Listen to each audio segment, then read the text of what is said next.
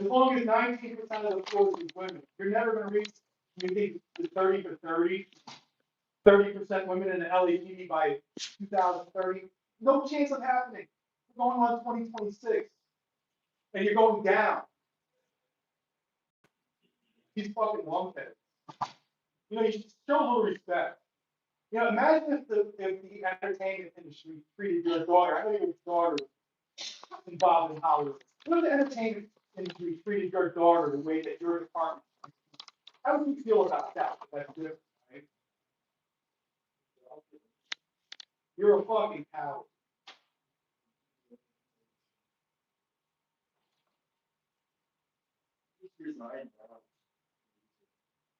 And it's amazing. I was looking at, like I said, I have all the names of every cop and the total days suspension of every cop in the LAPD for the last 10 years.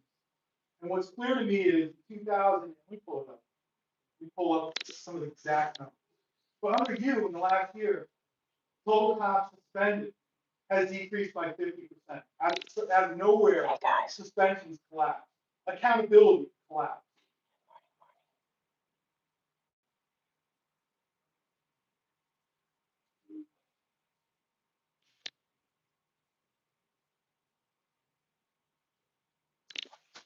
Right back. 148. Next were suspended. In 2020, 148 cops were suspended. In 2021, 155 cops were suspended.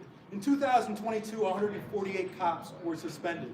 In 2023, 140 cops were suspended. But under Jim McDonald's first year, it dropped to 77. Hug the guy you're holding accountable. Make sure you hug him. Handshake.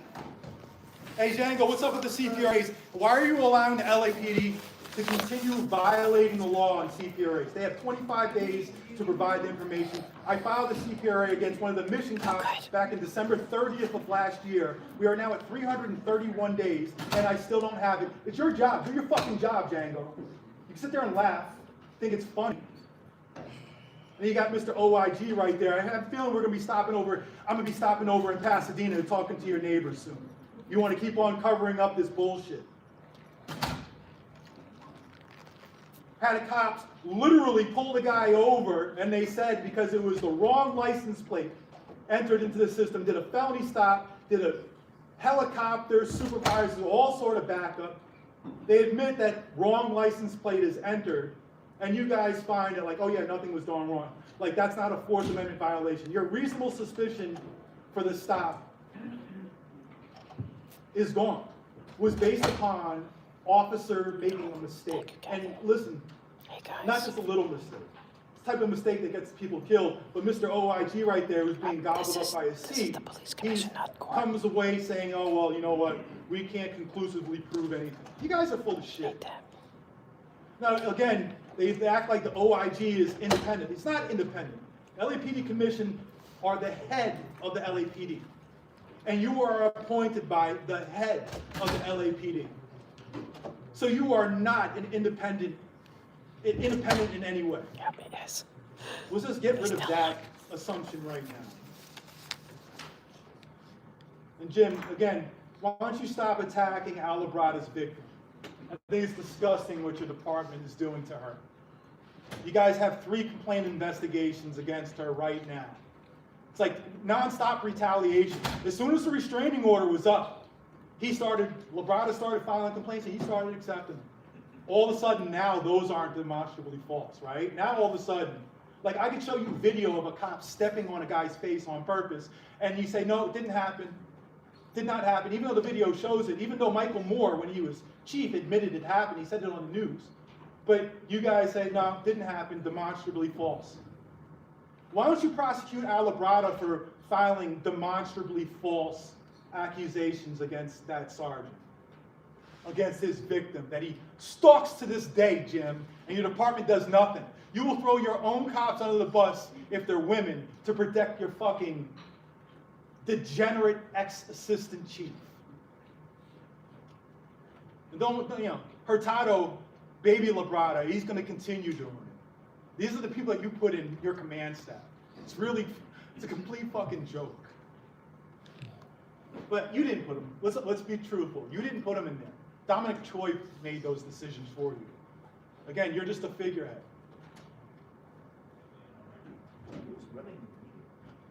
LAPPL runs it. LAPPL sits in his office. The command staff jokes around that they should just move into your office. Think about that. You have no respect in the LAPD. Like, nobody here in this room respects you, Jim. No one. Not anybody in the audience, and not these cops around you. I do. All right, he respects you. Thank you. He's not okay. Let's hear from all. He's not okay. citizens You know what, but you also said, you know, I love this one, right? When I asked you, a cop was caught on tape calling me a black fool, and I asked, and you Okay, guys we're gonna said, get started. Thank you. Good morning, fellow commissioners, Chief McDonald, Executive Director Django Sibley, Inspector General Matthew Barragan, Senior Assistant City Attorney Carlos De La Guerra, Madam Secretary, and members of the public. Today is Tuesday, November 25th, 2025. It is 9:30 a.m. This is a regular meeting of the Los Angeles Board of Police Commissioners. Madam Secretary, please call the roll. Good morning. Does the record reflect Commissioners Shields, Garcia, and Spilman are present? Madam Chair? Thank you.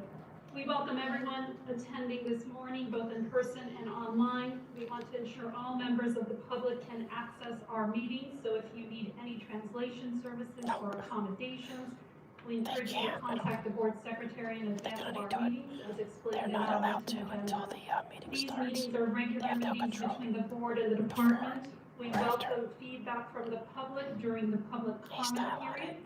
which will be heard during item number 2 on the agenda. Public comment is your opportunity to address the board. You can speak to any item on the agenda or any matter within the jurisdiction of the Board of Police Commissioners. We will dedicate a total of 45 minutes to public comment. Each member of the public can have a total of up to 3 minutes to speak if you wish to speak on both agenda items and general public comment as explained in the written agenda. While we welcome public attendance at our meetings, disruptive behavior will not be tolerated and will be cause for removal. You will receive just one warning, and if you continue disrupting the meeting, you will be asked to leave and be removed from the meeting. We will now move to item number 1 of the agenda, the report of the Chief of Police. Chief She's McDonald. on her way. Morning, Commissioner, Inspector General Barragan, City Attorney De La Guerra, and Executive Director Sibley. Today I'll be covering the key events from the past week, share our latest crime trends, and provide an update on our staffing levels.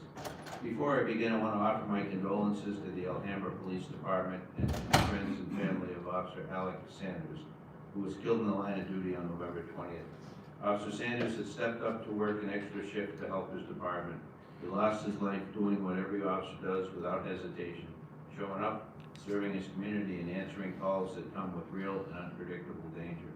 Most people don't see it, but policing is one of the few professions where the risk isn't theoretical, it's built into the job. Officers encounter situations every day where the outcome is unknown, and they do it because they made a commitment to protect others. As we move into the holiday season, when many families are gathering, I'd ask that we all take a moment to think about those who are facing this terrible loss. Officer Sanders' family, his friends, and the Alhambra Police Department family will be carrying this pain with them. Please keep them in your prayers. On November 20th, about 13:30, 77th Patrol Division uniformed officers responded to a radio call of an ADW suspect there now at 2112 West 76th Street. An LAPD MAD air unit from Air Support Division responded to the call and began orbiting over the location. The aircrew officers observed the suspect, later identified as Anthony Whitsey, standing in front of the yard of his residence. The tactical flight officer monitored Whitsey and observed that as he fired approximately 3 to 5 rounds from a pistol at the orbiting black and white helicopter. The tactical flight officer broadcast an officer needs help call on 77th base frequency. 77th Patrol Division uniformed officers arrived at scene and were directed by the air unit to Whitsey's location. The officers observed Whitsey to be holding a gun while standing in the front yard. The officers gave Whitsey multiple commands to drop the handgun, but he failed to comply with directions, and an officer-involved shooting occurred.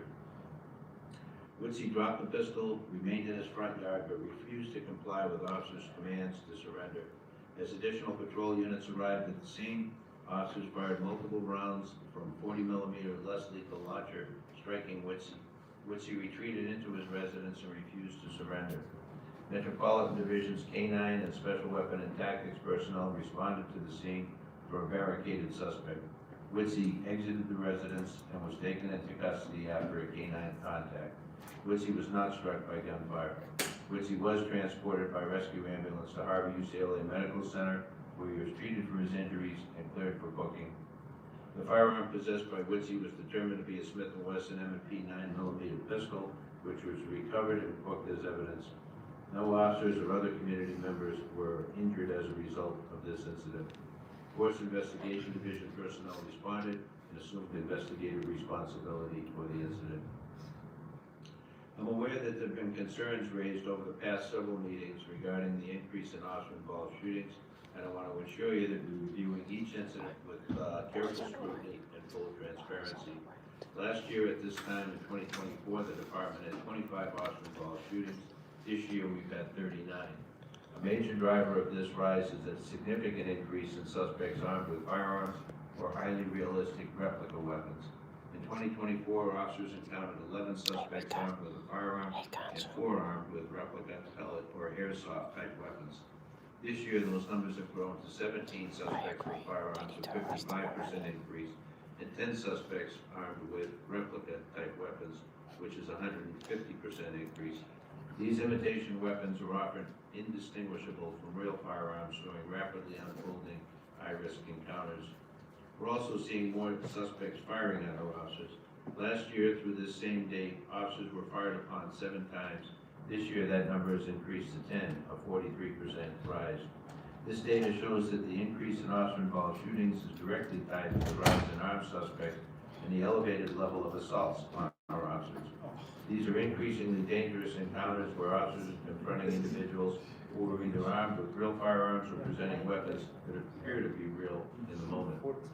While the overall number of OISS incidents has increased, we remain committed to thoroughly examining every incident, maintaining full transparency with the public, and ensuring that our tactics, our training, and our oversight continue to reflect best practices and the expectations of this commission and the communities that we serve. In response to recent concerns about violent crime within our transit system, the Transit Services Division is implementing an enhanced deployment model, one that builds directly on the successful strategy we used in 2024, which produced measurable reductions in park-run crime. This updated plan strengthens staffing across our key watches, both day and night. It increases officer visibility on trains, buses, and platforms.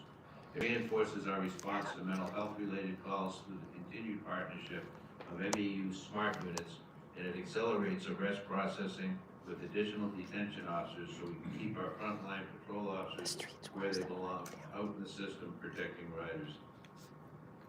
We're applying focus patrols along the B line and E line, increasing our presence at high-volume stations and assigning a dedicated transportation and booking component to maintain consistent field strength.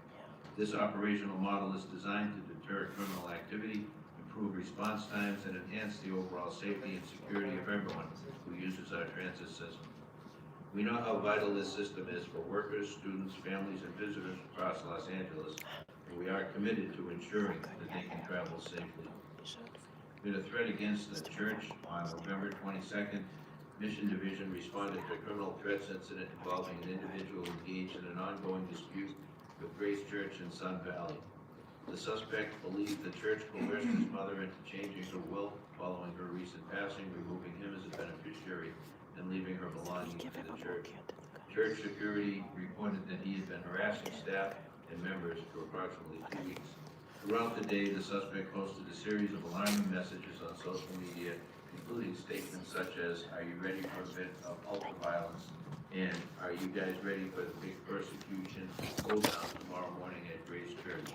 He also posted videos of himself driving around the church, describing the footage as surveillance, while accusing the church of stealing his mother's money to fund new construction. Using investigative techniques, detectives identified the suspect's residence and coordinated with our law enforcement partners. He was taken into custody without incident. Major Crimes Division Criminal Investigation Section responded assume the case and the suspect was booked for criminal threats. November 22nd, about 2100 hours, officers from Newton Patrol Division observed a male abruptly exit a white Ford F-250 near 58th Street and Ascot Avenue. At the same moment, their license plate reader system alerted them that the vehicle was reported stolen. Officers detained the individual immediately without incident. The vehicle had been hotwired and the officers were initially unable to shut it off.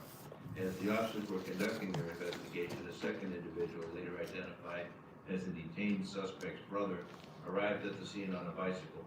After briefly speaking with the officers about his brother's detention, he discarded the bicycle, entered the stolen truck, and refused commands to exit.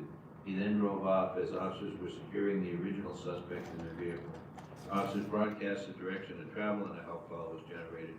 Moments later, the suspect returned to the original location and the stolen truck, refused all commands, and fled again. Responding units located him and a vehicle pursuit was initiated. Throughout the pursuit, the suspect intentionally ran multiple police vehicles, both head-on and reversing into them.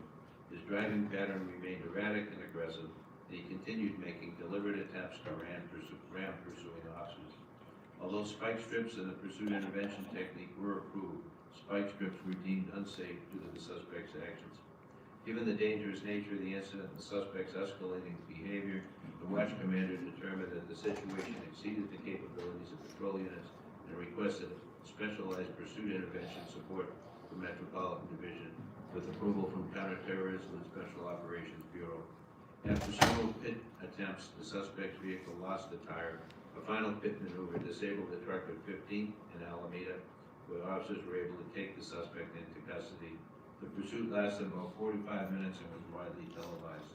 During the incident, several officers sustained moderate to minor injuries. The LA City Fire Department declared a mass casualty incident and began triaging personnel at scene. In total, seven officers were injured. Their injuries ranged from fractures and dislocations to complaints of pain. No members of the public were injured, and all officers are expected to make a full recovery.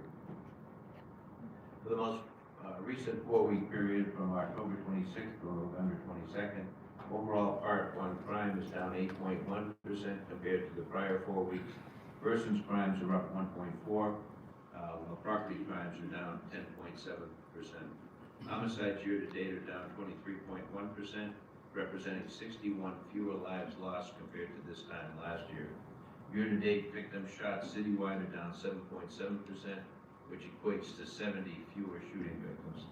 Aggravated assaults citywide have increased 1.2% for the most recent period, and there are no patterns or trends related to this increase.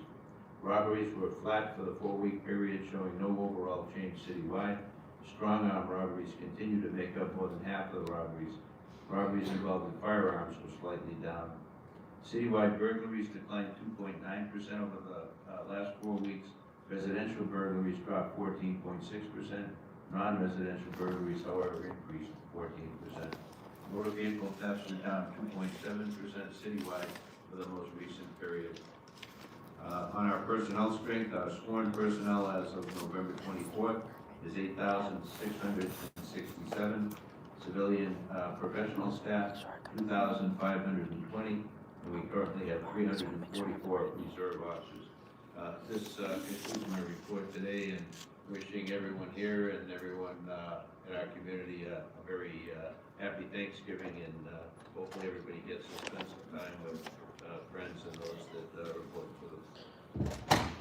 Thank you, Chief. I'll start off with, That the LAPD murder. excuse me, ma'am, that is your first warning.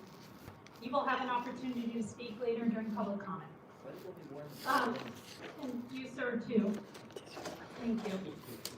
We'll start off with questions from fellow Commissioner, Commissioner Garcia. Good morning, thank you, Chief. Just a note, condolences to the Humber police officer's family, wishing them well, and to anybody listening, wishing them happy Thanksgiving and hopefully a peaceful weekend. Thank you. Thank you, Commissioner Garcia. Commissioner Scobin. Thank you. Troubling to hear about the increase in officer-involved shootings this year. Also the increase in suspects finding officers. I'm happy to mention the increase in training. To make sure that we're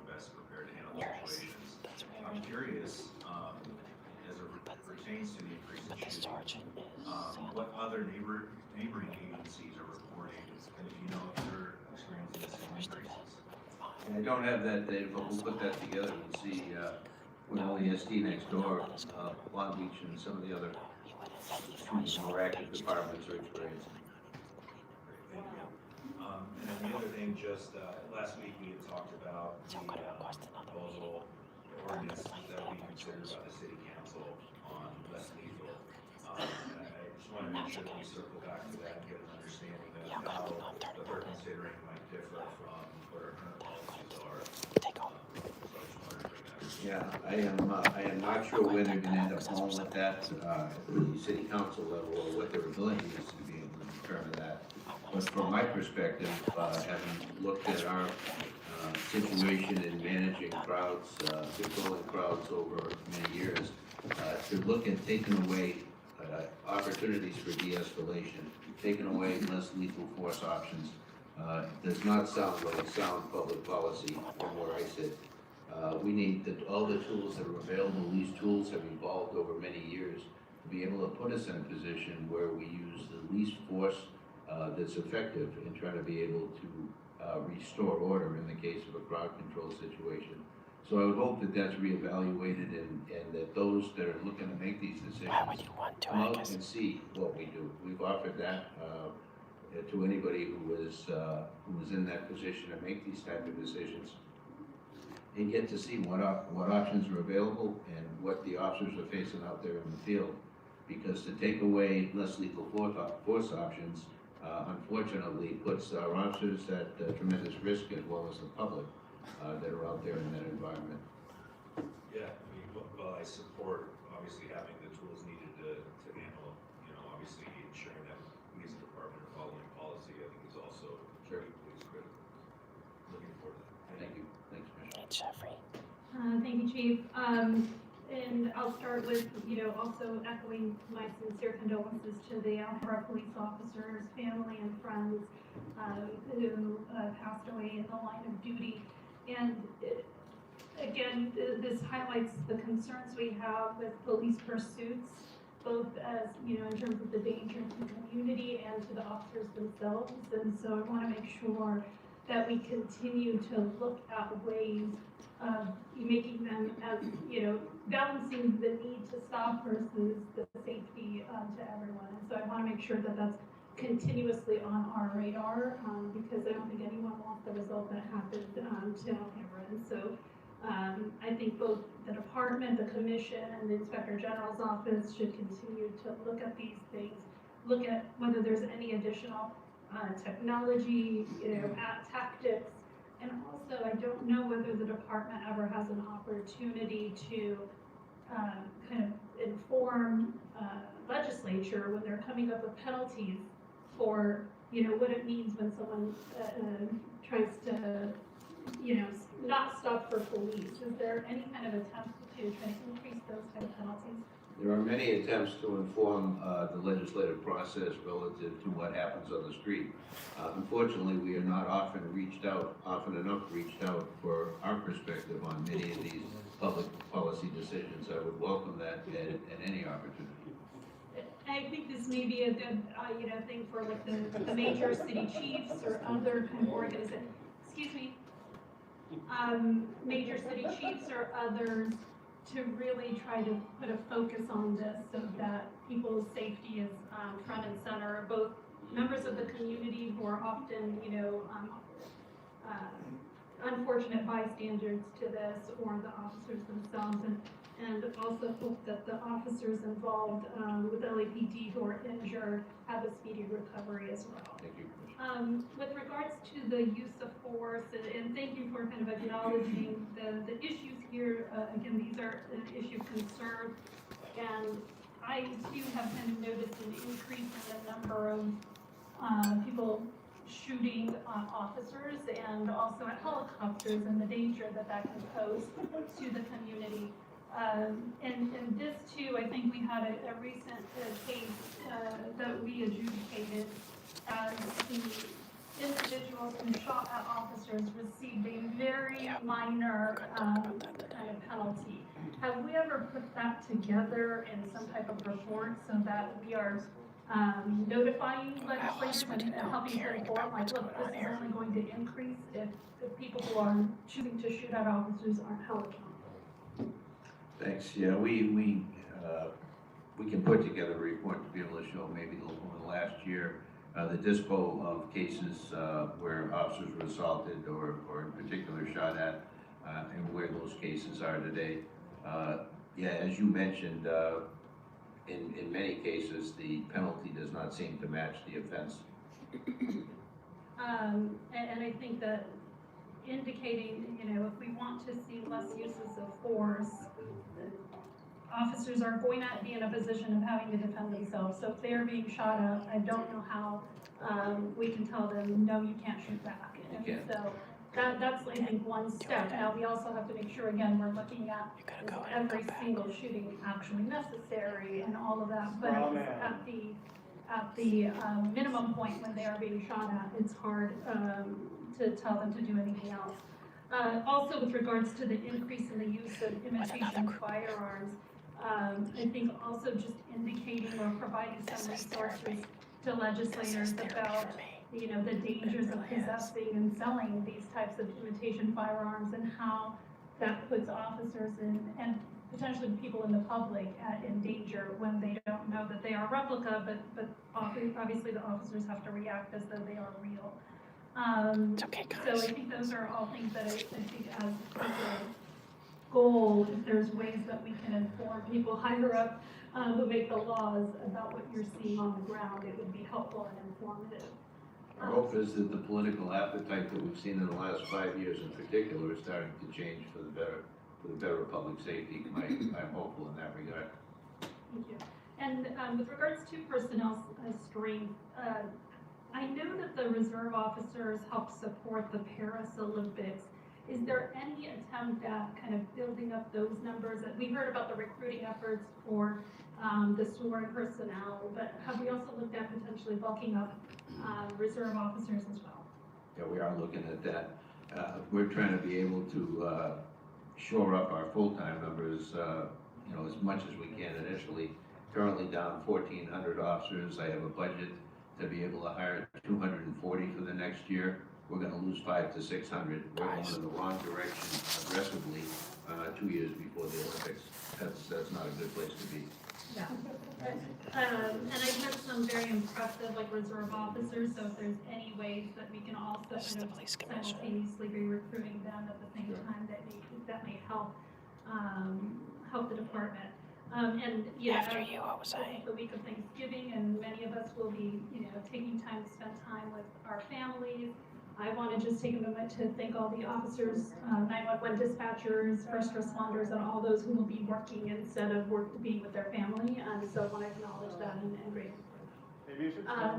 Okay, so now we will move on to item number 2 on the agenda, public comments. Madam Secretary, please call over the speaker. The first speaker is Serge Delmore.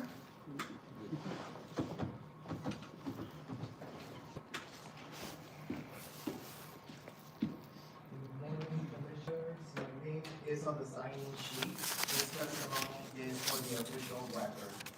I don't make statements, I write depositions. Every word I speak here becomes part of your permanent archive, and it's under my name, retrievable under California Public Record Act, admissible in any future proceeding where institutional knowledge must be proven. Commissioner, you just stated that law enforcement is one of the few professions where risk isn't theoretical. I concur with that statement. Growing up in Scientology is one of the childhoods where the risk isn't theoretical whatsoever. You understand operational risk. You understand institutional liability. You understand what happens when protocols fail and someone gets hurt. So do I. I learned it as a child in an organization that claimed to protect while systemically documenting self-incriminating admissions under conditions where consent was impossible. 12 years old. That's how young I was when I was being drilled with teddy bears and dolls. Because you drill it in Scientology before you do it on an adult. Before you ask an adult, have you committed any crimes that you wouldn't want the FBI to know about? You drill that on a doll. They have a film where Danny Masterson, convicted rapist Danny Masterson, was the subject of that grooming film. Use of a doll in auditing with a doll at 12 years old. Ask the doll if they've ever masturbated thinking about you. That's what's going on in the Scientology hotels and commercial buildings. That everyone keeps playing dumb, we don't know, we heard it's a religion. A convicted felon, L. Ron Hubbard. Convicted felon. How, in what world is a convicted felon an American-bred god? I would love to know who can answer that. With a straight face to the kids that were being paid nothing, but Scientology was making $500 an hour while we were sitting in those rooms, auditing people, asking them, how did you think about when you were masturbating to me? Did you put any hand cream when you were jerking off your dick? Those were explicitly required. If you didn't get that part, you were told you missed the withhold and you would be punished. That's where we keep coming here, begging for intervention. Great job. Thank you, Agnes. Now I feel. Leader Shaw, you're on. We'll go on to the next. We have Michael.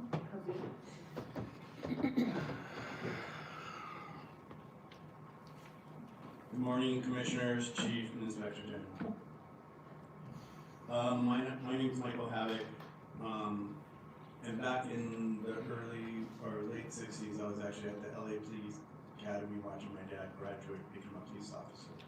So I'm part of this family. Back in April of 24, I was invited to an investigation that your department was controlling and invited us into a private viewing to discuss the corruption between LAPD and Scientology. Later did I think that a few months later I would be personally attacked by one of your officers. And right now I'm having the most difficult time. You know, Chief, you just said, God, I really would invite people to listen to me. But that's how I feel right now. I've reached out to you. I've reached out to your office. I've had nobody contact me. Everybody keeps rubber stamping me, saying, oh, unfounded. Oh, not true. I have a sweatshirt right here. On June 1st, I was wearing this. You know how hard it is to rip this? Your officer ripped this off of me during the attack that was unfounded.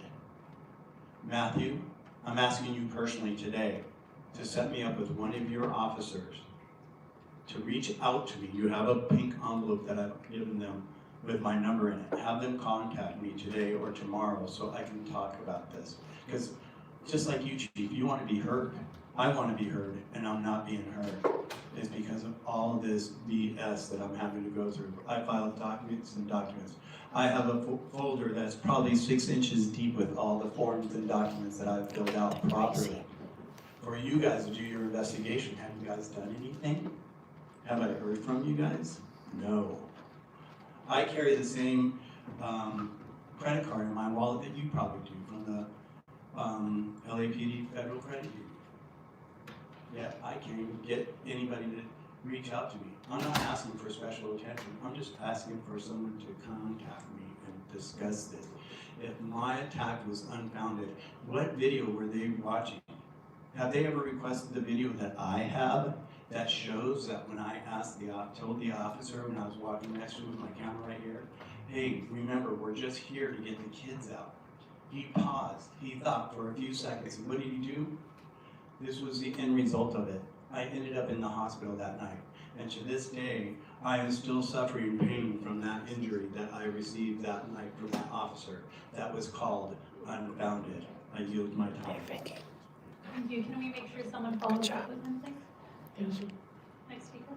Next on Zoom, we have Star. Good morning. Good morning, what items would you like to speak on? All 3 items, please. Okay, 3 minutes. Thank you so much for the time. Ms. Russia, it's nice to hear you sending condolences to police officers as well as you, Chief McDonald. You're the only two that are ever consistent in sending condolences. Our hearts are truly, truly broken for this young 25-year-old officer and an officer a week before him. Thank you always for your support. I'm just a community member that appreciates our police. And regardless what you hear week after week, we do respect our police officers. Absolutely respect them, hold them in high regard. And Chief, you are not incorrect when you say more assaults on police officers and firing on police officers is higher. This is true and it's evident. It's because there is no accountability with these people that are doing this to our officers. And every officer has a right and obligation to go home safe to their families at night. We're tired of living in terror. We are, Chief, and thank you to every officer that's out there that's helping our community. We community members support license plate readers, face recognition. We support drones if needed. Like I said, we're tired of living in a city of terror, and something needs to be done, and thank you for your support for the officers. A lot is not reported, and I'm sure you know this, Chief. We've had cars broken into our neighborhood, and people are just not reporting it anymore. Not anything that the police are doing wrong, but there's no accountability, like I said.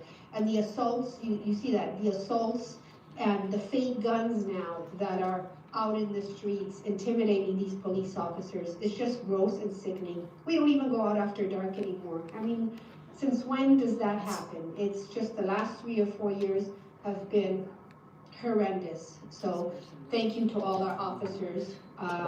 We that live in the community appreciate you. You're gonna hear a small minority that are there every week, but we are the majority. And we appreciate it. So to everybody, a happy Thanksgiving. Oh, and by the way, Chief, about the press passes that we heard a couple weeks, the press have to follow the rules also, and anyone can make a press pass from the internet, and it's happening. They're printing these fake press passes and holding up their cell phones and saying, oh, we're press. In the meantime, these are not protests, these are riots that are going on after the Dodger game. Give me a break. People are not having a good time when they're jumping on fire trucks that has lights and sirens that's trying to go to somebody's emergency, and these buffoons are on the top of the truck and on the ladders and blocking this police truck. Happy Thanksgiving. Thank you, LAPD. Andrew Greitner, please. Yeah, that was a caller. Oh, well, Kathy. Okay. Condolences to Rasha for having to run the meeting today. And I'm not sure if they didn't make you president because you just couldn't get the votes or because you got tired of it. But I guess you gotta run the meeting today since they haven't elected a vice president yet. So the chief's report should be limited to a maximum of 3 minutes at every meeting. If the chief's report exceeds 3 minutes, which will match the amount of time the chief takes, regardless of how long the chief takes to do his report, everyone should be able to speak both in person and on the phone. So almost no concern from any of you about the fact that compared to this time last year, according to what he said, the LAPD has shot 14 more people at this time than they have than they did at this time last year. 14.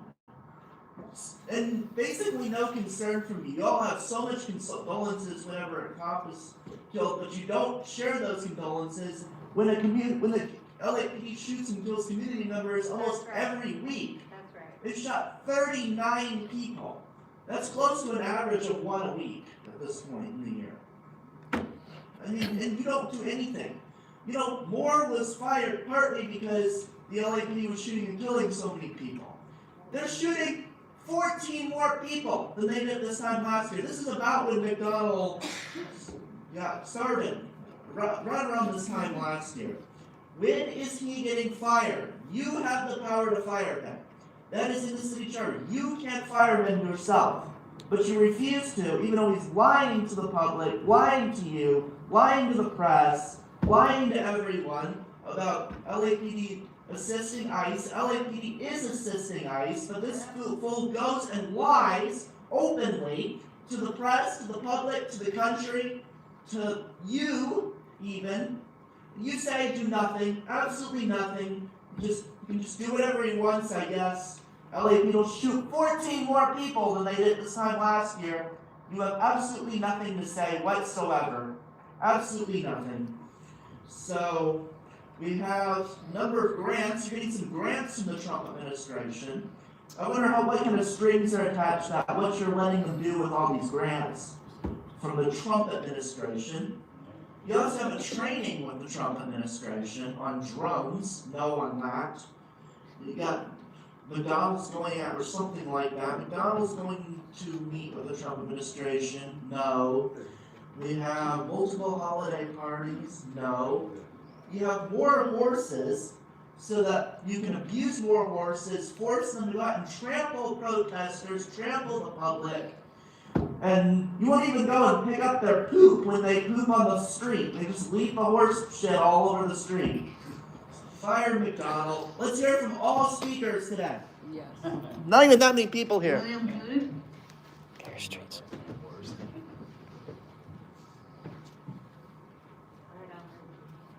Good morning.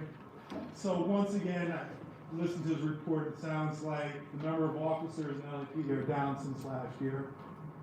They've been down since the year before that. They keep on dropping down. You guys have these grand plans to try to boost recruitment. Let me tell you something. It's not going to happen. Your recruitment is not going to get an uptick. You're going to continue losing officers. You want to know why? Because people do not respect the LAPD. Internally, people don't respect the LAPD. Again, when 52% of the population are women, but only 19% of the LAPD are women, it tells you you have a problem with women. And how do you address that? How does this guy address that? Remember Al Labrada, that deviant, that guy who's put air tags on a woman's car and stalked her? Yeah. Right now, this asshole has 3 investigations into her. They're going after the victim, Jim. You're going after the victim. And then they're basing it upon that she lied about him in a board of rights hearing. You fucking scumbag! This is how women are treated in the LAPD. Under you, Jim, what happened to your last PIO? You just fired her. You made up some bullshit story that the Trump administration's mad at her, so you had to fire her. Another woman. And who do you put in place? Robert Port, your buddy, your good buddy, to take her job. Got her parking spot too, huh? Oh, no, and on top of it, somehow we got to pay for his car on top of it. This is how women are treated. And here's another thing. The lady who actually found the AirTag that Al Labrada placed on his victim's car, you filed a complaint against her too! Jim, you are a fucking scumbag. And you know what? Quite honestly, this sort of mismanagement under Jim McDonald it's empirical. You were to look at the data of, I got my hands on the data of all the cops that have been suspended over the last 10 years. I have all their total number of suspension dates and stuff. And I was just going through, looking at total numbers. 2019, LAPD suspended 154 people. 2020, 148 cops were suspended. 2021, 155. 2022, 148. 2023, 140. So you see it's about 150 per year. Under him, they cut it to 77 last year. He has just abdicated all his duties, and quite honestly, LAPD Commission, you guys call yourself the head of the LAPD. What are you guys going to do about it? Because enough's enough. This guy is a piece of shit. You're going to let him run over women like that? Women are watching. Enjoy your day. Fuck you, Jim.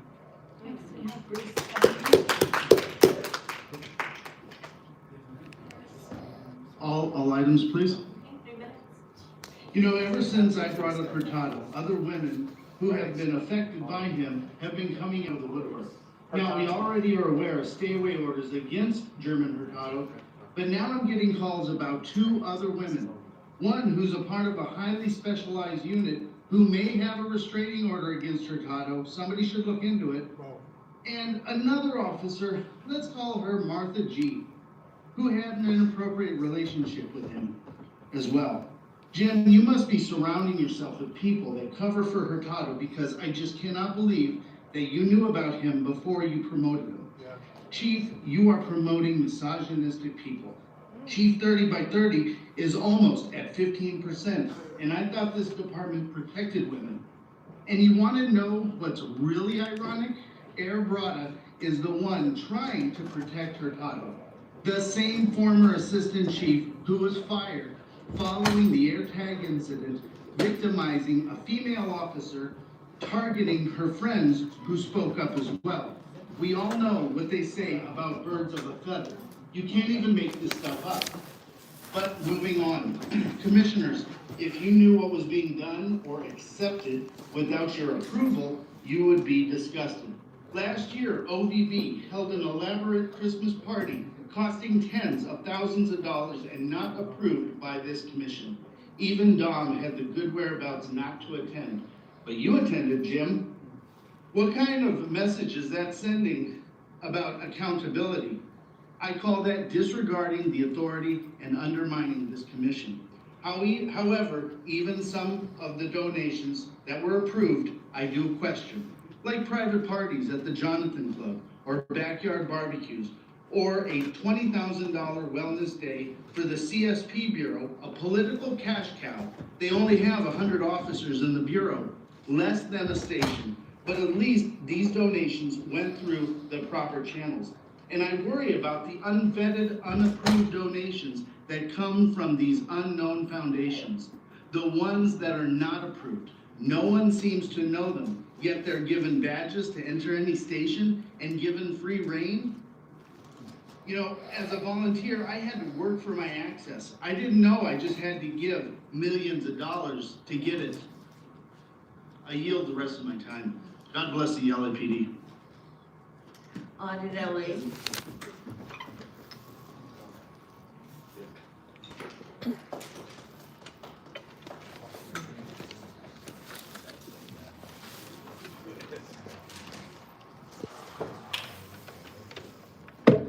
Oh, is it turned on? Oh. Okay. Good morning. I also want to remember that Burbank lost a canine officer, Spike, also.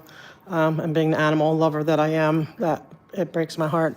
I want to say I became a very strong advocate against the abuses of Scientology and really got to learn how they are over-involved and over-influencing this city because of, I guess, Serge is gone and Laura FM. When I got to understand their stories and how horrific their childhood was at the hands of Scientology, and then to learn further that it's not just them, that it's and countless amount of people, everyone that comes forward that grew up in Scientology. I have yet to hear one person say it was not absolutely abusive. And so I protest peacefully. You know, my protest is really coming to the city and begging you to stop interacting. I mean, stop letting them have the influence. Now, Saturday, they were given another permit, okay, for a special event. And the past 2 events, the LAPD did come because they blocked the sidewalks, which it's illegal to do. And LAPD said you have to open up the sidewalk, and they did until the police officers leave. But this Saturday was different. This time, they actually built a stage behind their barricade. So even if the officer did come and say, open it, that you couldn't get through. But sadly, we got an officer this time who didn't care to enforce any rights or look at the law. And I even showed them proof about every page 2, and I'm going to turn this in as part of my my comment. Page 2, it says very clearly that you cannot prevent any pedestrian. It's for vehicles only, for any part of the street. And I have the municipal code here, which lets you know that any part of the street includes sidewalks. It's very limited what they can do. They cannot prevent any pedestrians. And then when Scientology begged the city attorney to give them a break, It was, here it is in writing, no, there are no breaks. You cannot, if you have issues with the unruly protester, you can call LAPD, and stuff like that. So I have it right here, which I want to submit. I have a complaint against, several officers came. I do have a complaint in writing for the sergeant, because he's the one who, led the way, but I would prefer education, Chief. I don't know if it's possible for me to get some kind of a sit-down with that sergeant, with, you guys can review this stuff, the law, and so he can be educated for going forward, so there's no more excuses, that he can't just say, well, I didn't know any better, or I don't know. Even though I showed him, the rules, he just says, well, like, they dismiss it, well, it's like, it's not my thing, let it go. But I want the officers trained, because it's going to be a continuous problem. Scientology has yet to ever abide by any permits and with the closing of the sidewalk. So I'll let you guys decide. Thank you. Thank you. Laura? Huh?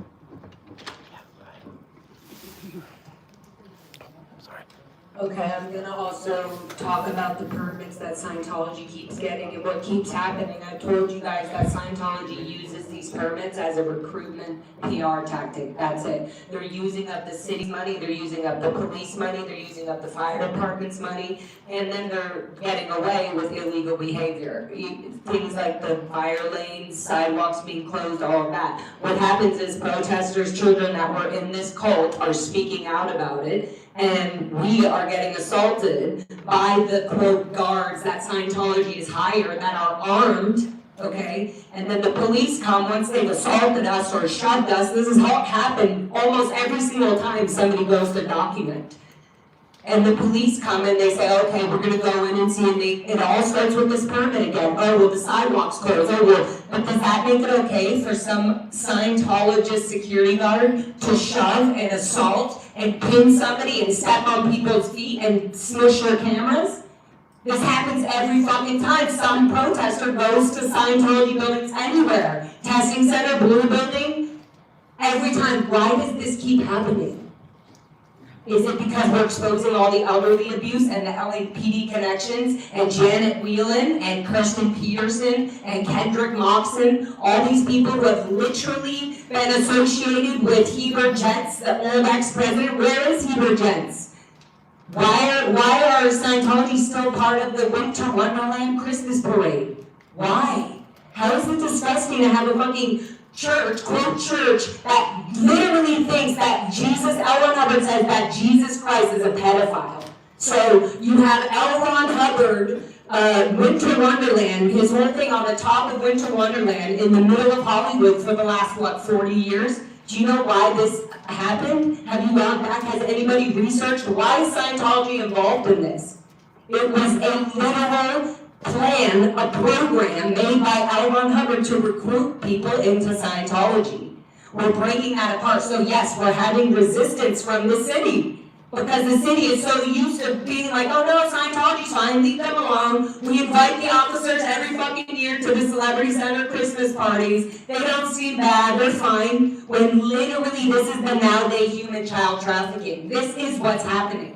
So when we're over there at the Blue Buildings getting fucking assaulted by these members who are programmed, drilled, like Serge said, drilled to act a certain way, to shove a body if they don't move, to move a body. That's a normal thing in Scientology to do. That's one of the very beginnings of auditing training.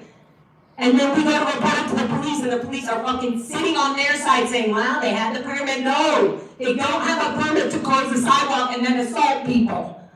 It goes on and on and on. Do Thank you, something. ma'am. Thank you, ma'am. Next, next, we have Pete Miller on the Zoom.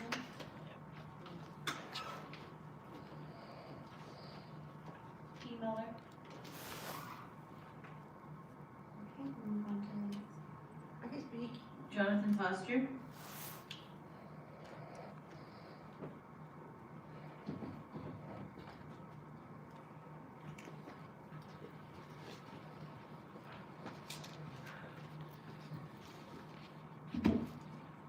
Hello, Jonathan Foster.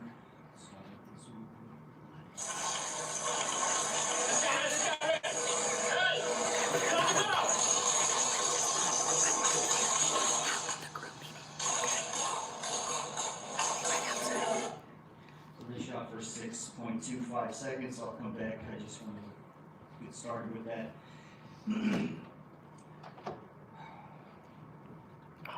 Public comment, during the pandemic, we were on Zoom, and I went through the entire YouTube log of videos from 2013, and I looked at every video that had a large body of people in it, that I thought that would be the most public comment. And back then, they went every item. We heard A, B, C, D, E, and then 4A, 4B.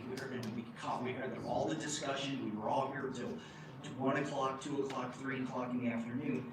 And what I tallied as public comment only tallied 37 minutes, was the longest meeting. You give us 45 minutes right now, but when we went item per item per item, many people didn't speak on certain items. And so when I told everybody the longest meeting was only 37 minutes. And that's what we should go back to. Again, I think it's 98% excellent service and it's 2% that's gross. The increase in suspect shootings is the suspect's actions. I don't know why you commissioners keep acting like you're stupid. We need net guns, we need body armor, we need rapid fire beanbags. See, I came down here, I'm upset like they are, but I gave doable suggestions. I didn't just tear you down, I gave doable suggestions. How about Ford, the no flat tires, the bulletproof cars with the no leak, no break radiators. This is why I'm the chief of police, not him. He works for me. So, Andre Jones. It was too much shooting, way too much shooting. But let's talk about Andre Jones, what I realized again. Completely dehydrated. No glyconutrients, no omega-3, no amino acids, doesn't sleep 9 to 10 hours a day. He has no raw vegetables. He has no church or religious group. He has no accountability partner. This is the things that have changed everything for everybody that's mentally ill, but we keep going on with this. We need 32 commissioners. So we don't have these flat tires here. We need 32 commissioners. And there was a 3-to-1 vote. And if there were 32 commissioners, a 3-to-1 vote would be justice. We would know what was real. Whoever voted 3, you are all completely inept people. Completely inept. Trans on law?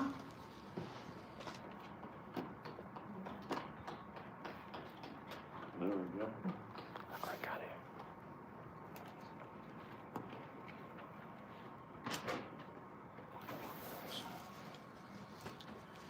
Good morning, Chief, and good morning, everybody.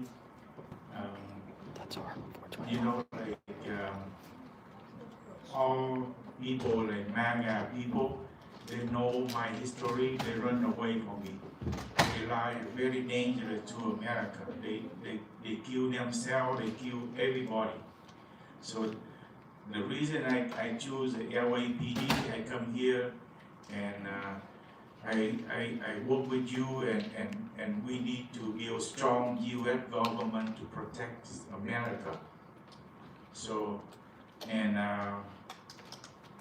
very important, you know.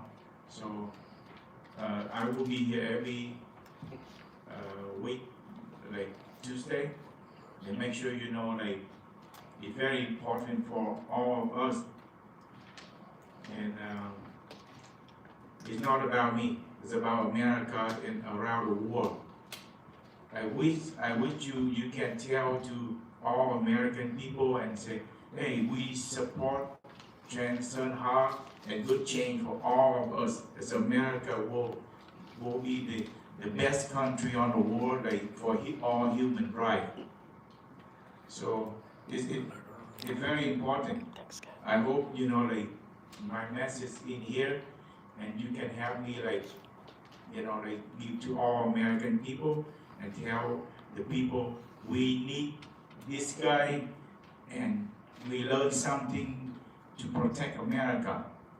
So I'm very worried if I lose, I lose this fight, and like the people come here fighting with the police or whatever, because the whole system is broken. and give the people a lot of trouble, you know? So I don't blame you, but I blame the control in America failed, and that's why with the president, it make the whole country, fighting, never stop. Believe me, if you say you support me, Transona, everything change good for all of us. Thank you very much. Thank you. Okay, Michael Ackerman?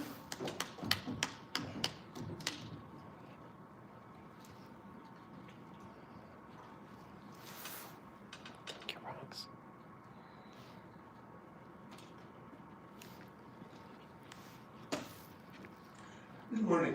So you're going to have a closed session to discuss the court injunction against using less lethal weapons against journalists, apparently based on the premise that involves their civil process somehow. Secret discussions are exactly what a police oversight body should not be doing, and I don't accept the fact that because the city attorney has given it the okay that it's actually legal. It just means that prosecutors have become so compromised that they won't put things in front of a jury. As I said, just about anything involving the police involves the criminal process, which takes precedence over civil matters. It should be expected that officers will frequently be accused of criminal misconduct just because of the nature of the job, but it should also be expected that the hearings which exonerate them will be held in public.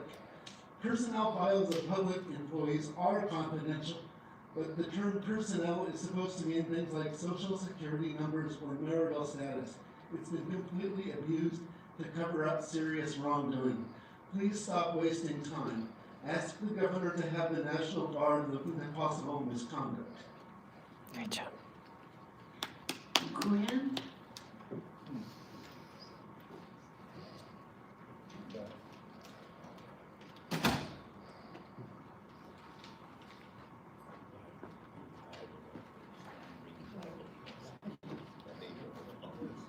Last week, you all had a budget proposal that after fixed liabilities totaled a projected $3.7 million. Of that budget, a huge component of it is for your Community Safety Partnership Program.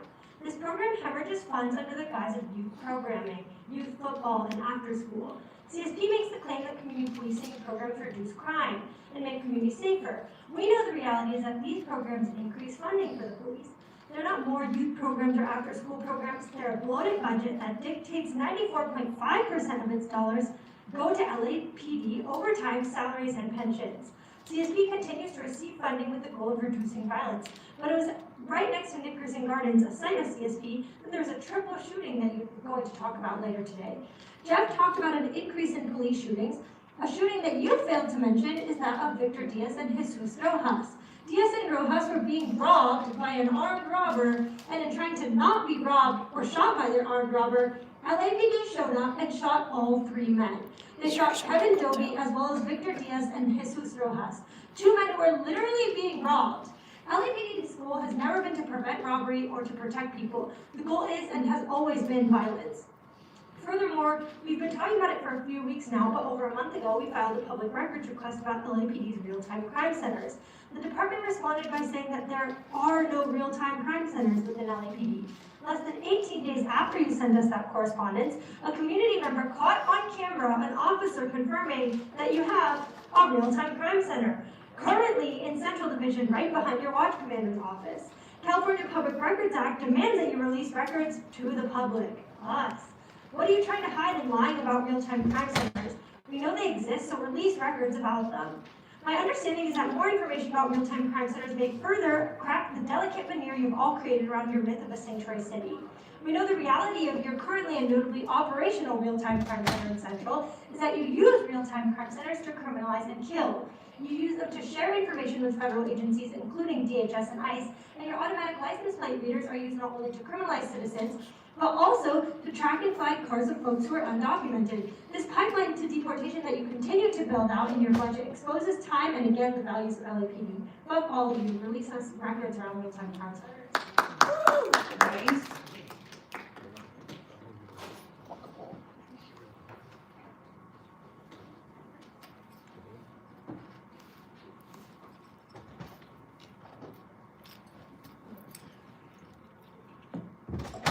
You call this the Board of Police Commissioners, but all you do is rubber stamp LAPD's demands. Like they mentioned, last week LAPD came in here with the biggest proposed budget they've ever had, bigger than some countries' militaries, and you all nod along like you're approving a Costco receipt.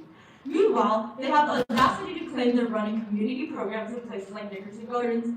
Let's be very clear, there is no youth programming, there is no deterrence, there is no investment, there is CSP, which is nothing but a PR facade that, like they said already, funnels 94.5% of all of the funding directly to cop overtime, salaries, pensions, and healthcare. 94%. That's not community program, that's theft. That's robbery of the board committed in broad daylight every single fiscal year, baked into this department's DNA.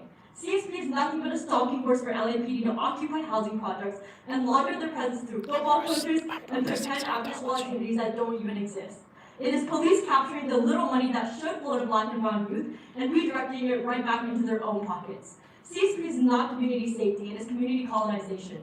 People in Nickerson Gardens have been telling the truth about CSP for over a decade, and you don't listen because you were never supposed to. You exist to ratify CSP, not to question it. And then you have the absolute shame of this agenda item about controls for accessing confidential information in sexual assault investigations. This entire review exists because LAPD commands that leak confidential details to protect a billionaire sexual predator. Corey Poppins didn't slip up, he didn't misuse information, he weaponized it deliberately to shield Les Moonves, a man with power, money, and the kind of elite connections LAPD has always been loyal to. Your own OIG Matthew essentially said the quiet part out loud. Even if stronger controls had been in place, it likely would not have stopped Papa. Even with better controls, LAPD would still protect powerful men. But it's not a problem with software, it's a problem with the culture and the foundation of this department. And don't pretend this is an isolated incident. LAPD knew for years that officers were accessing sensitive information without authorization. They didn't fix it because they didn't want to. Because powerful men, whether they wear the uniform or fund the politicians who defend it, always get protected in the city. Always. And tomorrow you'll go back to pretending this department is about safety and trust and community. Meanwhile, LAPD's out here protecting billionaires, terrorizing housing projects, siphoning youth money into their own paychecks, and demanding $3.7 billion to keep doing it. And until this city stops feeding the beast and you sit here enabling, we'll keep showing up and we'll keep refusing to let you sanitize what LAPD actually is. A white supremacist institution that protects the powerful, extracts from the poor, and harms survivors. Yeah. Wow. Next time. Board talk. Board talk. Marshall, what are you gonna do about the public records? You have the department lying and saying that there are no RTCCs. You have an on-duty officer saying that there is an RTCC right behind the watch commander. So who's telling the truth? And who's telling a lie? And since we're on the subject of the budget, and we see again a massive proposal, a massive expansion of community safety partnerships, ACCICs, CSOCs, and on and on and on. But just kind of, let's take a pause and look at what exactly is CSP. So CSP is a program which started in 2011 in Nickerson Garden, Jordan Downs, and most of the HACA projects. And initially this was funded by big developers. Goldman Sachs gave over $750,000. Steve Ballmer, who owns the Clippers, gave over $250,000. But in essence, it's a community policing program that goes back so community policing and data-driven policing have now, as we lifted and automating banishment, the report we released in November 2021, has been this convenient marriage to create a facade. But community policing is inherently a counterinsurgency project of an occupying army. Let me just read a quick quote from the Data-Informed Community-Focused Policing handbook that LAPD released in April 2020, and I quote, that racial and ethnic minorities may perceive the police as lacking lawfulness and legitimacy, based in part on their interactions with the police or other influences, parentheses, social media, news stories, etc. This can lead to distrust of the police, which has serious consequences for law enforcement. Lack of trust equates to illegitimacy of police authority, which in turn leads to an inability for the police to function effectively. LAPD's Data-Informed Community-Focused Policing announcement, April 2020. Now let me read something from the U.S. Army Counterinsurgency Field Manual from May 2014 that General Petraeus, who was the Viceroy of Iraq at the time, had written and released. And it says, and I quote, legitimacy determines the transaction costs of political and governmental power. Low legitimacy may breed contempt on the part of the population and may require extensive prodding and incentives by the government to secure compliance of the population. High legitimacy generally invites compliance by the population and therefore requires less effort by the government to ensure compliance. An illegitimate government's only method of controlling its population is coercion, which can be resource intensive. So now let's break it down. Let's break it down to CSP. Let's break it down to predictive policing. Let's break it down to land development. And that's exactly what we have highlighted as the algorithmic ecology. That who is functioning, who's being displaced, who's being banished, and who's benefiting. Big land developers. That's what it comes down to. And this is all about coercion. This is all about legitimacy. This is all about this garnishing this language of community policing, which basically is policing of the community as any occupying force would do in any country that we have seen. And these are the fools, who are overseeing it. Yeah, hear you. I've said a long time that developers own the city. Now it's not your turn. Sorry. Well, I'm here to speak on behalf of the 400 victims of Oxford Gold. Ma'am, this is gonna be your first warning. If you continue disrupting the meeting, there's other people in line to speak, so thank you. Well, you want to hear about this because they're being Ma'am, victims. I've already given you a warning. Thank you. Where's others? Do you see how it works in this room? I miss them. I mean, come on. This is the reason why we have to yell out, because we know you're not listening any other way at all. I don't even know what kind of dog and pony show this is. I know you spend the whole week scripting what goes on in this room. It's evidenced by the fact that whatever questions potentially mess her up, somehow the chief of police has answers for those questions. Because these things are submitted in advance, and this is why it's frustrating and folks need to holler out in order to be heard. You're talking about restoring order with less than lethals. I don't know who she is. LAPD is the greatest threat to itself as well as the community. So these less than lethals don't keep any of us safe. In a city where crime is dropping, continuing to drop, police killings are up, frightfully up. This is the highest uptake we've seen in a long time. I don't hear any of you doing anything about that. That's 39 community members stolen. And then what happens to those folks? Those families, they get harassed daily by the LAPD to keep silent. This has been happening for decades. And you all sit up here and do nothing about it. You get your political appointment to sit at this desk to enrich whatever comes next in your lives. I don't know how you sleep at night. I really, really don't. Scientology is like our own Epstein Island here. Like, what is going on with that? I mean, you hear about this. You've been hearing about this for decades. There's documentaries, all kinds of stuff. Police officers sit on some of their boards. They're there. The police are everywhere in Hollywood. Scientology is the largest landowner in Hollywood. Again, it comes back to land use in this city. You would rather protect the landowner Scientology than actually investigate what's going on there. Child abuse, elder abuse. Shame on you all. You know, you mentioned the innocent bystanders, okay? Innocent bystanders, they get killed when the police car chase or jump out of their cars and run into a Trader Joe's because they're so desperate to kill somebody. The Corrado family would like a word. Really, I mean, you motherfuckers are more concerned with helicopter safety than you are these bystanders. Burlington Coat Factory, right? Valentina Oriana Peralta. Trying on dresses in a dressing room. Shot and killed by police. I mean, everything should stop when stuff like this happens. Linda Becerra Moran. Thank you. She was in the hospital. Ma'am, you've already had an opportunity. You might want to pay attention. I had an opportunity to do nothing. I had an opportunity to have you all ignore me and not give a fuck what comes out of my mouth or anybody else here in this room. Thank you. Thank you for that, for facts. We'll continue to hear from a couple more speakers in the room. That was awesome. Next speaker, please. Aiden, Up this way, she's zero one.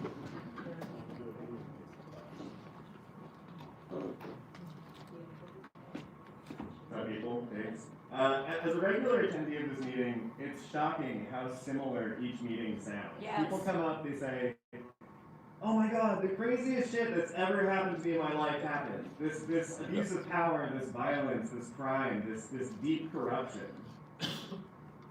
And every fucking week it's the same thing. This bald guy and this fucking crony walking back outside the room. And they're, oh yeah, someone's gonna talk to you, someone's gonna talk to you, this is gonna be so awesome, right? No one is gonna believe that shit if they pay attention, right? Like it's silly. People come in, they say the same thing every week. The Scientology people have come in every time I've been here. They say the same shit every week. They're like, hey, you guys are hanging out with these Scientology fucks, they're doing a lot of bad stuff, you might want to reconsider that. And not a single one of you motherfuckers sitting up there has thought, hey, maybe we should do this. And you know what it makes you look like? It makes you look like abusive fucking pedophiles. That's right. If you are not standing up against the many, many valid issues that people in this room bring to you every week, you are a piece of shit who does not deserve to be on this commission. Looking at you, Django, I saw you drink water. Did you know we're not allowed to bring fucking water in here, Django? Do you know why that is? Because I talk every week and you don't say a fucking word. Why do you get water and I don't? We got Jeff Scott in here, you know, you got the fucking feds calling in saying we need more bulletproof cars.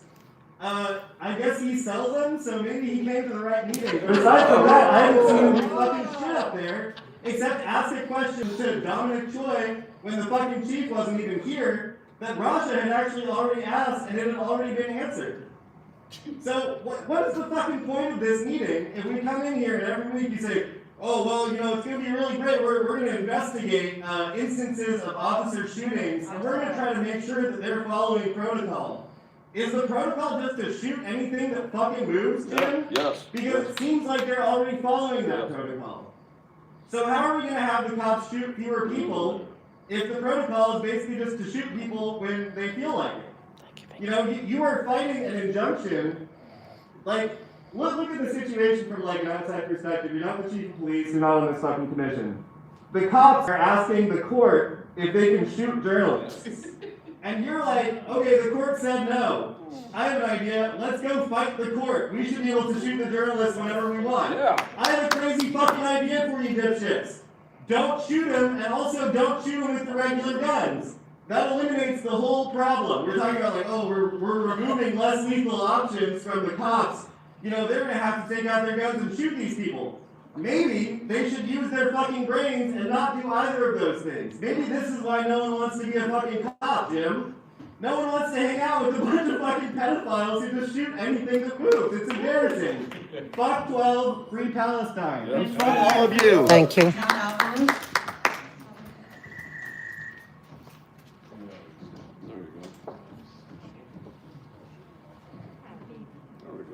Yeah, it's really impressive. Aren't you guarding the mayor? They demoted you, but they demoted you. Okay, no, go ahead. You used to guard the mayor. You got demoted. Yeah, it's amazing. I agree. Last time I was here, I got really rude with you guys and asked you, do you really think you're a community, oversight of the police, you know? And I'm sorry, I must be wrong. I might be wrong because I'm still doing research. I'm Googling, I'm asking the artificial intelligence, and it turns out in the research that you guys are not, you're just a commission, which is the police department. You're a commission in the 1920s when you started. There's nothing that I see so far that you are community-controlled commission. A commission for the community to control the actions of the police. And control, I mean, to have an input. It turns out there's nothing that I find so far. So all of this is a big waste of time for us. We've been coming for 6 years when they were killing all the black kids. Right. Still are. Still are. Right, and so what are we gonna do? And then Andrew talks about the, what is that called? The charter, the city charter. if anything, then we have to change the city charter to really get a community, controlled commission. Your department, like I said a while back, awesome, have your wonderful meeting with all your officers and make all your decisions.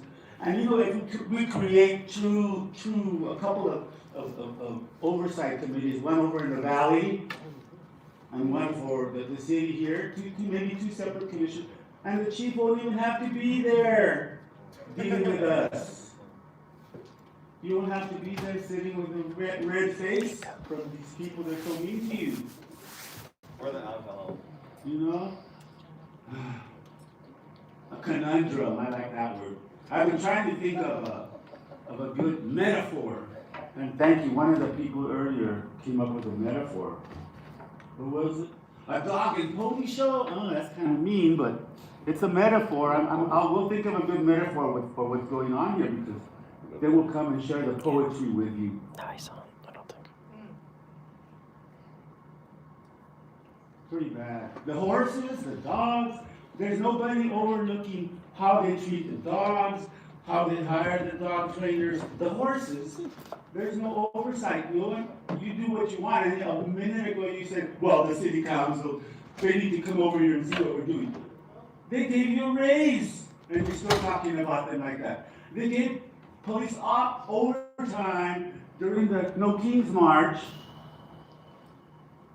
And there you are saying, well, the city council got no power. Dr. Gina Gotts. Over me, got no power over me. I do what I want. This is the one that. Yeah, giving police overtime during a crime. Sir, you've already had an opportunity to Becky, speak. this is her. That's your first warning. Hello, thank you for letting me speak. I'm here to speak on behalf of the 400 Oxford Gold Beverly Hills victims whose assets were stolen, who have not gone charged with anything, who I have reported to the police again and again, to Butler Street, to Santa Monica, where I'm also a victim of every kind of crime, from embezzlement to larceny to impersonation of the same people who are actually defrauding 400 people of Oxford Gold Beverly Hills, where they abused the elderly, stole their retirement accounts. Then they take the money and we put it into Webull kind of companies. And these people are the same people who are funding the police department. They're getting away with murder. There's nothing that one can do. I've been to this building at least 10 times in the last 2 weeks to try to get help from commercial crimes, to help me recover my assets which were stolen. I have been unsuccessful. I'm a victim of mortgage fraud, loan fraud, bank fraud, court fraud, where people can go and file pretending they're you because they have access to online filing. Again, I go to the police, I file reports, no one follows up. No one follows up. What kind of a police department are you guys running? What kind of an authority figures are you guys? That people can steal 400 people's retirement account, pension. One committed suicide a few weeks ago because the people who stole the assets are still can get away with it and say, oh, it's Trump. That's why we don't have any criminal records. Well, they still are stealing people's assets and getting away, and police doesn't do anything about it. I'm a victim of that. I've been to the police so many times, they think I'm talking gibberish, and I am not speaking gibberish. I've never even had a moving violation in all my life. I'm a doctor of psychology. I worked in banking. Now I look at these bankers, they can do whatever they want because there's no one helping them. I go to the police, try to get help. No one has helped me. I'm very surprised that I have to keep going to the same police station, begging for them to take the evidence, and they said, no, they don't want evidence. They just take one report, one page, and say forgery. Well, take the evidence, do some investigation, be accountable, help people. No one should be committing suicide because their assets were stolen by Little Beverly Hills Company. Okay, ma'am, your time Time's up. sit there. You have to Next speaker, and this will be our I'm final very speaker. disappointed in you guys. This is worse than Afghanistan. Point. Yeah. Since I came in the room here, you've been staring at me. I think you saw a ghost, huh? Yeah, you did. So you see, good things happen to those that wait. And that little asshole at 3:30 Sunday morning happened to me behind my office. There he is. One of your favorites. And you know, it's funny, God spoke to me. Or maybe it was Satan. I had a dream that morning that somebody's breaking in. So I got in my car. I thought it was fucking crazy. I drove downtown. 3:30 in the morning, I got there, and there it was. So, first thing we do is we always introduce ourselves. I don't call you fucking guys. Right over here in the ear. That's what it sounds like. It's attention here. Okay. So, you're paying these guys about $500 for these jobs. You gotta fucking pay better. And never do it with the ID in your pocket. So, you know, it comes down to a choice of facing 20 to 25 years in federal prison because of the things in that building, or talking. So, you know, they don't know how to talk. They want a lawyer. They say call the police. Imagine that. So they wanted you guys to be called for him so you can pick him up and drop him off and give him his $500. And this has been going on for years. Fucking years of this, right? Then we had a little email incident where you interfered with my workspace. That's why you look. I know. When I came here today, I said, let's see who looks at me first. You haven't taken your eyes off of me. So yeah, okay. That's where it came from. So that's the first question I have. This is an anonymous email. We got me in a lot of fucking trouble. And my assistant took responsibility for it. Found him unconscious in the bedroom overdose. So, I don't want your fucking sympathy, assholes, sister. Okay? Me? I'm fucking right here. And I'm gonna be here. I'm gonna do whatever it fucking takes. Till the day comes when we have a city council meeting and they drive that van up, that white ice van, and take all 15 of those council members in handcuffs and book their ass. I'm gonna be here. And then my job's done. Now you there, car salesman, you know they fucked you, this department. They went to Wondery's Toyota, you know, did a contract with them. They fucked you out of that contract. And they took 300 cars and they stored them in a garage. And I got all the bins. That's why they're building an apartment complex over there, took down the garage. Have a good fucking vacation.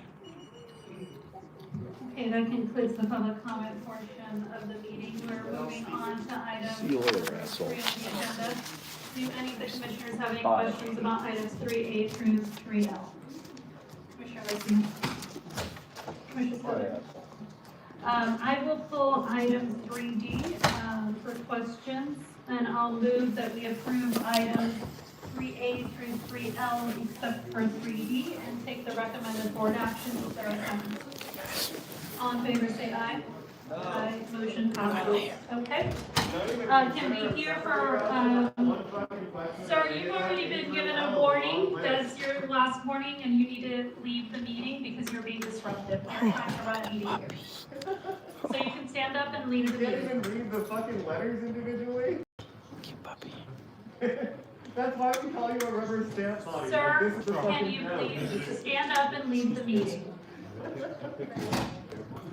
You've had your opportunity to speak. Yeah, you too. And if anyone else, you're going to disrupt the meeting, you can leave now. Fucking, don't let the door hit you on the way out, dipshit. No, sir, I don't.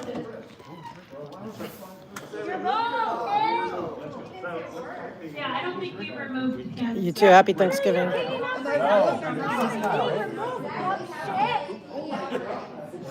Oh. Thank you, Mr. Khan. Look, we got You know, it's funny, like, I've been saying for years that it's the land developers that own this city. It's great to hear somebody else mention that, because people don't really get that. Thank you. Happy. That thing is so fucking tiny. Yeah, it's so tiny. Working it off all day? This is the good one here. This is the one that will do the next shooting unlawful. This is the next one, right? Look at him. Look at that anger. See that anger? See that approaching anger? See that? You want to fire that gun, don't you? You just Yeah, want to so fire that that, gun. you never hear that mentioned. Don't you want to fire it? Come on. He looks at me every week. He wants to discharge that fire. Come on. Don't shoot me in the back. The other one. Oh, Right? sorry, I had to back up. I'm in the wrong one. What?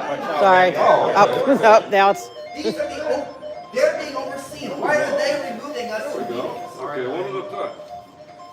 These are people being overseen. It's a conflict of interest for them. What a big goddamn weapon. I don't know what's going on with the. I don't know what's going on. And he made fun of the bald guy. Thank.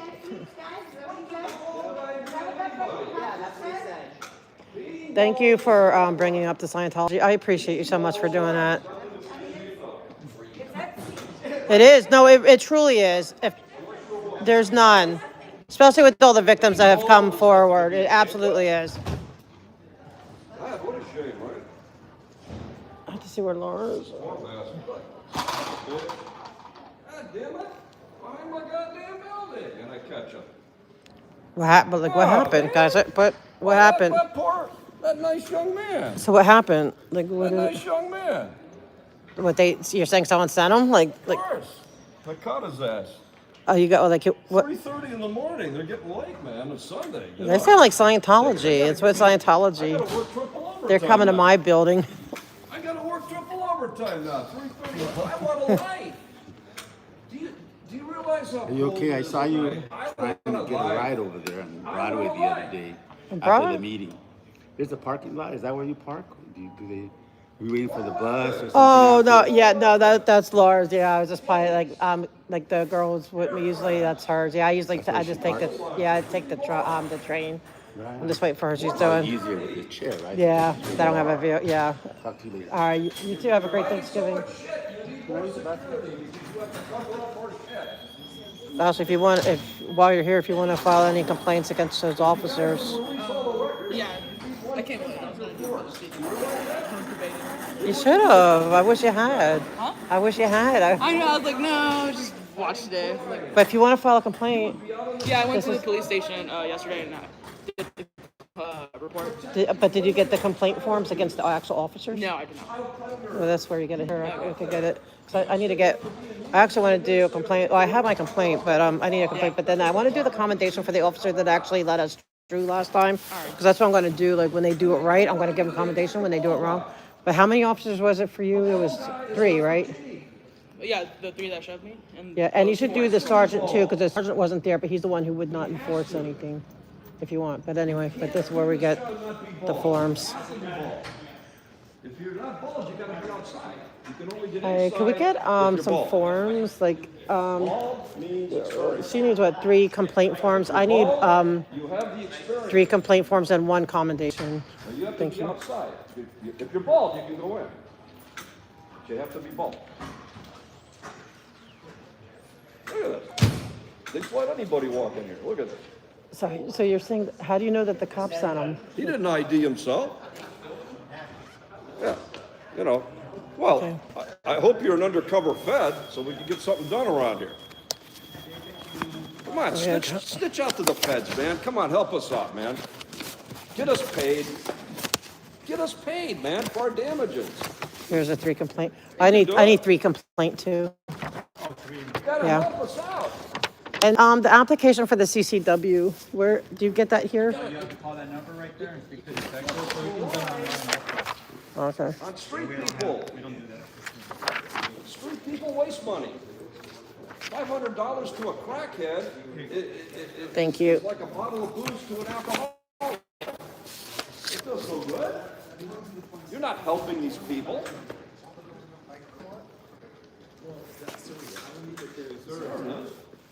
Now you see where's the badge? He wears it on his pants, right? See that? He wears his badge. Yeah, what on if it his was pants. what if it was his identical twin going See, in? right, Yeah. well, he wears his badge on his pants. Which is fine, at least you see the badge, right? Yeah, he wears it on his pants. Yeah. Now why? Look cool. Because I'm too cool to wear it. I gotta wear it here like I'm Vice. See? Ah. You see? Now you see how violent they got when I showed them that picture. You see how violent? But how do you know it's connected to the police? Talk to him. Oh, he said? Like he freaking admitted it? That sounds like with Scientology. They send investigators. It's, or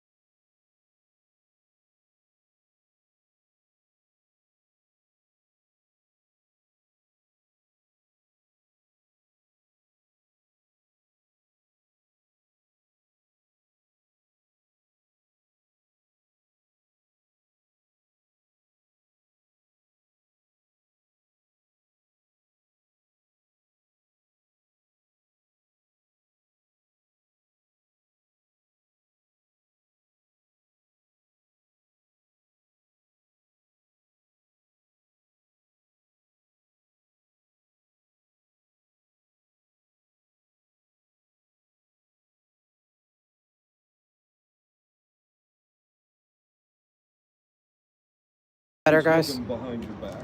It wasn't muted though. Yeah. See, they always see people right now. There's other people that are scared my system. Wow. It's gonna be fucked up for a long time. Bye. Happy Thanksgiving. Because he took the blame for what happened. That was another matter, not just another matter. And I told him, look, I'm gonna take responsibility for it. It's on my call. Right. But he's like, no, I could have stopped it, and yeah, he could have stopped it if he was paying fucking attention. And I got a little tough about it. But anyway, my family's, what? And I said something that they looked at me, and I said, only the strong survive. That's right. The day will come, and my job will be done when they're having a counseling meeting. And they come in and arrest. We all want to be there for that day. The horseshoe, and they'll go like this. Sir, we're having a meeting? Yes, can I have it? No, sir, sit down. You're disrupting the meeting.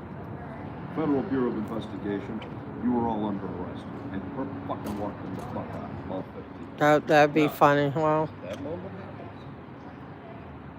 My mission is accomplished. There you go. I'll never come back. What if they're doing one at a time though? It's gotta be all 15 fuckers. All right, we'll look for it. I gotta go. I gotta go find them. I have to go for another meeting. All right. Well, you have a. You're showing that pistol. Look at this sloppy fuck. He's got the butt of his pistol showing through his jacket. Oh, his partner just straightened it up. Oh, he's on camera. Look at that. He goes like this. He straightens his jacket up. Can you believe a man walking around with a weapon like this? It's called concealed carry. Like this. I mean, so he straightened his jacket up. Just stop. I missed it. Yeah. You see how sloppy these assholes are? Yeah. When you carry a loaded firearm. Oh, where, that is a Peter? super responsibility. You don't treat it like some shit. You treat that with your life. You know, you don't walk around flashing. Okay? Right. Which one, Peter? These people think they're a casting fucking call, okay? See, police work is a very serious work. But this is all- Icy Stoner? Look, these people don't have fucking experience, okay? Yeah. People that know how to do investigations. They don't look like that. They look like this guy. See this guy? This is what a guy does on the investigation. That's what they look like. Okay. Those are the guys that look like people. They don't walk around with nice clothing on and shit. You don't have time for that. You're sleeping in your car 14, 16 hours a day. So he's a cop. Yeah. Because you gotta be constantly looking for shit. Sorry, guys. I don't know where. You know? See, these guys that work in this I didn't realize it. I was like listening. Right. Like, People that work in this department treat their job like shit. And they don't know how to do their job. And that's why when they get confronted by criminals, what do? They fire the gun. First thing they do in that Burlington coat factory, they see the guy inside the store and they shot inside the store. And what happens? The bullet goes into a dressing room and kills a girl trying on a dress. Okay? But when they walked into that store, they don't have training. You walk into a store where you have customers in the store, you know not to fire that gun. Because those bullets can go anywhere. They can go across the street to somebody's house. well, it did at Untrained means you're scared. The guy come at him, he got scared, and he shot. No, but I knew that cop. He was always so eager to like get on the mission. Like he worked with kids. You always seemed like so happy and like passionate about community policing. But boy, he got excited when the calls came out. I knew him. But I'm gonna have to roll because I have a meeting appointment I have to get to. Take out that gun. No, this is goat puppet. Whenever you take that gun, don't fucking do it unless you're going to use it. Right, I agree with you. That's Don't threaten anybody. Don't no. fake it. It should only be right. Yeah, I agree. You got a fake gun, and somebody's coming at you, and the only thing you do is try to convince them it's real. Logic can justify You take it out. Maybe you scare the motherfucker, and you do it to run. Right, but they told him not to even go point. He insisted. He went against at the Burlington. But you got the building is made of very thin walls. See this construction, you have steel backed. You have steel back plates. Okay. Right. If I shot a 9mm into that door right there, it would shatter the window, but it would not go through. Right. And if I go and I hit that, right? But if I miss and it goes through the window, it'll go through the window and down. But if I'm in a Burlington coat factory where you got cheap stucco, Yeah, it's gonna go right through it like butter. it's just going to keep traveling. Yeah, and that's why that poor girl, man. I still think of her. Once the bullet is launched, it doesn't stop until it lands on something. It has to be stopped by something. In this case, it was a human. Right, sadly, a 15-year-old human. Just a little bullet. Like Yeah, 15-year-old. And so they had no choice. Yeah, but I gotta go. Have a happy Thanksgiving, and I gotta roll because I. Look at that brand new shit. Yeah. Brand new shit. Uh-oh. It's like, See? yeah, See where she's got it? I see it. Right here. Yep. Yep. I Most wish dangerous place you can put it. It is. I mean, You put it here. You know why? anyone can get behind you. Well, at Scientology, one of the guards fell asleep with the his arm, Yeah, 'cause you're on the side. gun on his side, and he fell asleep with it like that at a children's event. At a Halloween children's event, he fell asleep. They just go like this. Yep. See, you always put it here. Then put a jacket too. And if make you're it- on it, yeah, jacket is good, but you Yep. always turn the handle this way. So your Right. side drop. Yep, I agree. Guy comes around. It just takes 3 seconds. Okay, you got a chance. Here. You got no chance, man. You keep anyone's- going to your car. Hey, bro, Yep. where's your weapon? I'll hear you. Shit, I can't find it. All right. Listen, I gotta run. But I'll see you hopefully when that meeting start up again. Okay, good. And I'm sorry. Is it? Okay. All right. And then they get another 2 weeks off after that. Padilla has an E3. Oh, on the 2nd, somebody said, right? On Monday? Tuesday? Okay. All right. First Tuesday of December. All right. Because then they're gonna go on Another break. They get too many breaks. But thank you. All right. Talk to you later. Yeah. Hey. So yeah, you can turn them in, and then let me see what. So wow, you missed 2 other people, 2 other speakers. Oh, I'm sorry. I didn't know I thought you were done.